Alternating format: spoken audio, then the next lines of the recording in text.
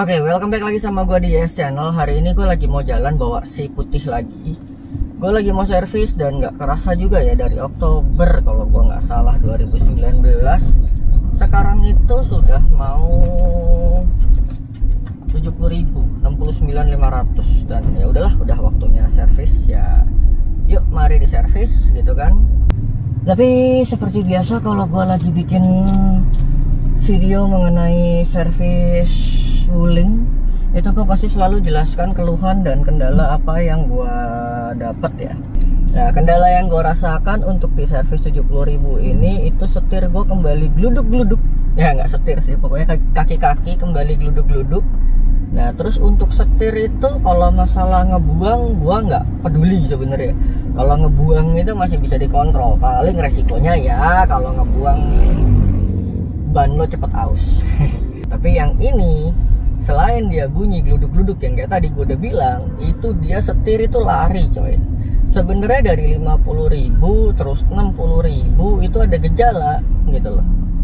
Cuman di setel tuh bener, tapi nggak lama kambuh lagi, dan gue nggak tahu itu apa yang problem. Jadi gue coba komplainin lagi di 70.000. Oke, lanjut, itu intermezzo. Nah, habis masalah si kaki-kaki itu, yang gue juga nggak tahu apakah kesalahan gue yang bawa atau kesalahan bokap gue yang bawa. Tapi terus terang gue jarang bawa ini mobil, lebih sering tuh bokap gue. Jadi harusnya yang notice duluan itu dia, tapi ya karena faktorku gitu kan, gue juga nggak ngerti dah gitu. Jadi tiap gua bawa tuh kayaknya kesannya kalau lu mau tahu ya kok ada aja gitu loh, rusak ini rusak itu tiap gua bawa. Karena ya emang nggak tiap hari sih gua bawa mobil. Itu masalahnya, gua lebih seneng di motor. Gitu. Tapi ya nggak apa-apa. Tapi terlepas dari kaki-kaki depan, gue juga nggak ngerti kenapa selain dari problem yang belum ketahuan, ada dugaan lagi bearing roda. Cuman kalau ini bukan dugaan, tapi ini sudah kok, kemungkinannya sudah fix. Di 60.000-an gue udah kena bearing roda. Nah, itu diganti free. Hari ini rencananya mau diganti. Terus ada lagi masalah rem ngocok. Nah, cuman ngocoknya nggak parah. Dalam artian gue tidak tahu nih, karena di rem itu komponennya cukup banyak. Ada piston yang menurut yang gue maksud adalah piston kaliper ya. Nah, terus ada master, ada booster.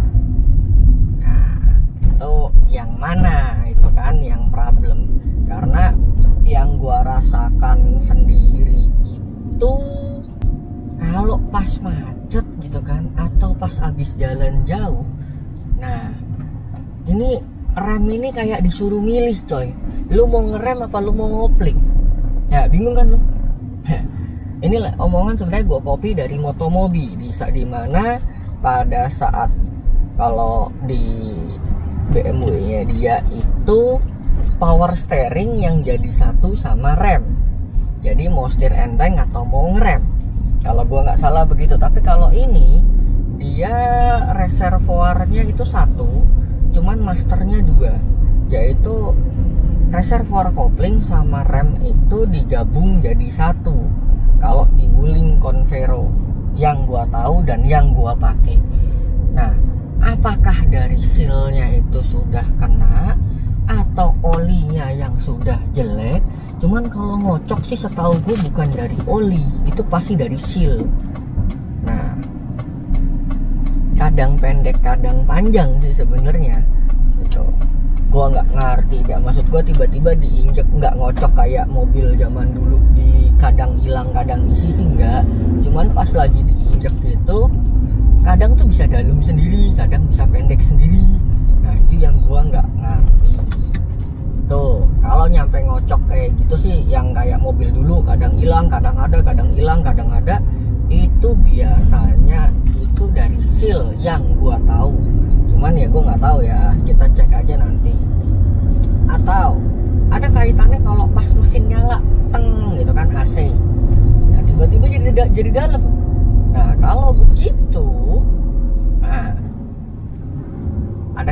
kemungkinan ada yang salah di booster, karena yang connect dari rem ke mesin itu hanya booster. Tapi ada kemungkinan juga karena ya oke lah, gue sebut kekurangan sekarang. Di beberapa bengkel itu ada banyak anak magang yang ditaruh. Nah, kalau yang pas megang anak magang dan kita nggak tahu tuh anak magang bener apa kagak, ada kemungkinan nih, ini kemungkinan konyol gue ya, dia salah pasang rem, maju mundurnya nggak pas atau panjang pendeknya nggak pas. Jadi ada yang udah kalau diinjek dikit kena duluan, yang satu perlu diinjek agak dalam. Ada kemungkinan. Atau pas dia masang rem atau treatment nguras, ada angin palsu. Nah, itu yang bahaya.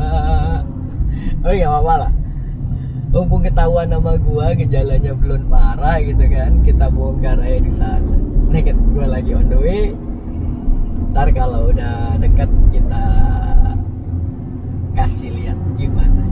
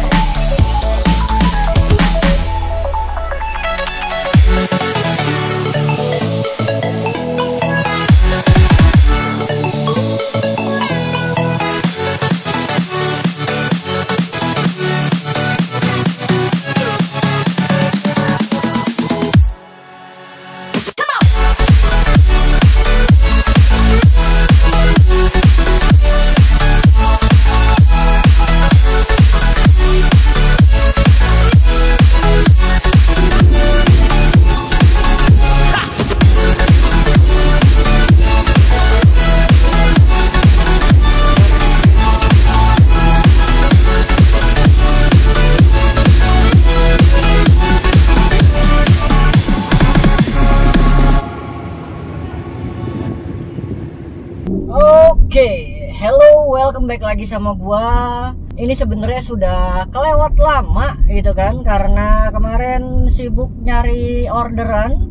Jadi gua nggak sempat ngelarin hasil service record gua karena gua sempat agak sedikit panik juga. Akhirnya gua butuh refresh dan gua fokus untuk cari duit dulu. Nah, karena udah terlanjur disinggung masalah itu, jadi akhirnya gua bahas. Karena ada wacana gue akan keluar duit cukup besar untuk pertama kalinya gue ngedandanin wuling gue tercinta. Tapi karena emang faktor X ya, namanya mobil dipakai dan dipakainya untuk tempur, jadi ya mau nggak mau harus dipikirkan solusinya. Tapi terlepas dari itu, untungnya gue dibantu dan gue nggak jadi keluar duit sebanyak yang gue pikirkan. Tapi dari solusi yang ditawarkan oleh Wuling Pondok Gede, ini yang gue dapat dari hasil gue servis kemarin di 70.000, dan sekarang odo gue sudah berjalan hampir 77.000. Cukup lama ya jedanya gue bikin, tapi ya udahlah, yuk mari gue ceritain. Nah, yang pertama masalah kaki-kaki gue yang bunyi itu ternyata dari rack steer gue dan intermediate shaft gue yang kembali kena. Mungkin kemarin nggak diganti total atau ada kesalahan atau gimana, gue nggak ngerti. Jadi akhirnya kena lagi. Untuk penggantiannya sih belum, karena memang gue lagi tunggu antrian. Terus terlepas dari setir gue yang godek itu, dari rack steer juga ada tambahan dari bushing lower arm. Sebenarnya kalau kemarin itu gue kepikirannya karena sebenarnya bushingnya doang itu bisa diganti, tapi karena sifatnya bengkel resmi, dia nggak terima ganti bushingnya doang. Jadi dia ganti satu set sama blade-nya, dan itu harganya menurut gue cukup wow. Jadi gue nyari solusi, tapi gue udah dapat solusinya. Kalau toh nggak dibantu oleh Pondok Gede, gue sudah dapat solusinya, yaitu gue ganti bushingnya aja di luar itu sekitar 200-an kalau gue nggak salah barangnya. Jadi sama masang lebih kurang ya perkiraan gue gopek itu. Tapi untuk rack steer dan bushing itu ternyata gue dibantu sama Wuling Pondok Gede, jadi gue nggak keluar duit. Nah, terus ada lagi yang gue dibantu sama Wuling Poge, yang gue juga tidak merasakan gejalanya, tapi ketemu di Wuling Pondok Gede, yaitu transmisi mounting gue retak ternyata karetnya. Berbicara karet, kita nggak tahu nih umur si karet itu gimana, tapi ya memang wajar kalau memang ada sedikit yang minta penggantian. Ya udahlah ya, kita ganti aja. Itu juga nggak terlalu mahal menurut gua, tapi ya sudah. Itu juga dibantu sama Wuling Pondok Gede, itu free semuanya. Dan masalah rem ternyata tepat seperti tebakan gua, ada sedikit miss pada saat proses pengurasan oli atau mungkin ganti rem. Jadi agaknya ada angin palsu. Sekarang rem gua sudah normal tanpa masalah. Nah, sisi positifnya ini yang paling gua seneng. Tenaga gua buset, back to normal, dan gua bilang tenaga oke, bensin irit, dan hasilnya bisa kayak di sini. Ini best of the best gua dalam kota. Yang kalau dibagi 1:14.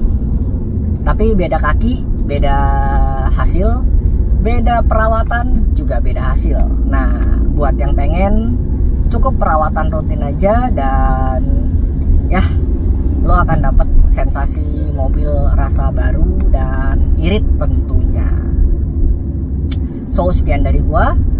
Moga-moga video ini berguna, dan nanti kalau memang ada bahan lagi, gua bakal cerita lagi, dan gua bakal lanjut video ini tentunya pada saat nanti proses pemasangan spare part ditambah sama servis di 80.000 kilo ya. Kita ketemu lagi di video gua selanjutnya. Jangan bosen-bosen dengar cerita gua soal gua nyiksa si Wuling Convero gua ini. Semoga buat owner itu nggak ada lagi takut, karena spare partnya sudah ada dan barang-barang kompatibelnya juga sudah mulai ada di pasar. Jadi solusi ngerawat, bahkan lo dapat spare part yang lebih kuat dengan hasil yang nggak jauh beda, itu sudah mulai ada. So, thank you for watching. Gua YS, gua mohon pamit. Bye bye.